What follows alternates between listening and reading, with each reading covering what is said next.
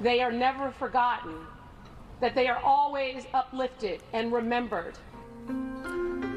Right now at 11, ceremonies happening across the country today, remembering those lost 23 years ago in the 9/11 attacks. We're taking a look at what's happening here at home and across the country. Good morning. Thanks for joining us for our midday newscast. I'm Marcus Washington. And I'm Laura Garcia. Today, the Bay Area and the world marks 23 years since the September 11th attacks.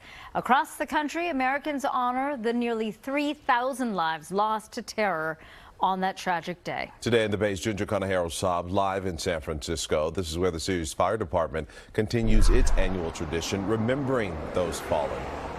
Ginger? That is correct. That's correct. Marcus and Laura, good morning to you. Every year, the San Francisco Fire Department honors first responders who lost their lives on 9/11. Today's remembrance ceremony took place at Station 5 earlier this morning, and it began with the touching tradition of the ringing of the bells.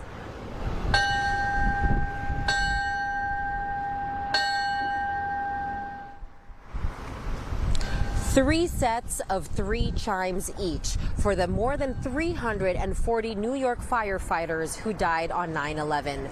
The ringing signifies the end of a firefighter's duty.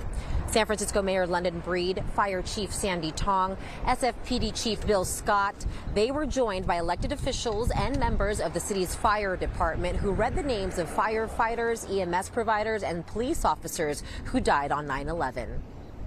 9/11 is not only a time that is one of the most destructive events in the history of our country. It is also a time that we remember the very best of the people who continue to serve and protect our citizens on a daily basis. Now, many of us still remember the horrifying images of that day 23 years ago. Smoke engulfing the World Trade Center in New York City after hijacked planes crashed into the Twin Towers, which ultimately collapsed. A third hijacked plane also crashed into the Pentagon, while passengers and crew of a fourth hijacked plane headed to SFO fought back and diverted plans, eventually crashing the plane into an empty field in Pennsylvania. Passengers and crew of Flight 93 sacrificing their lives to save others. The attacks killed nearly 3,000 people, 2,977 people to be exact, from 90 countries. 2,753 people were killed in New York, 184 at the Pentagon, and 40 people killed on Flight 93.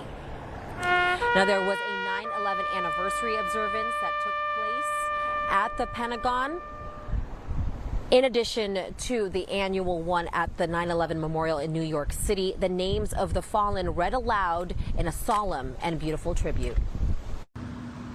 There was fear. Yes, but that fear was tempered by an unyielding resolve to protect, to defend, and to serve. Amidst the sadness and the rage, the people who remained that day chose to honor those who had fallen by coming together to protect and to serve. Now, today, as Mayor Breed also mentioned, is about the men and women in uniform, as well as those who gave and paid the ultimate sacrifice for our country. Flags will remain at half staff across fire departments, fire stations, I should say, in San Francisco for the remainder of the day. In San Francisco, Conejero Saab, NBC Bay Area News.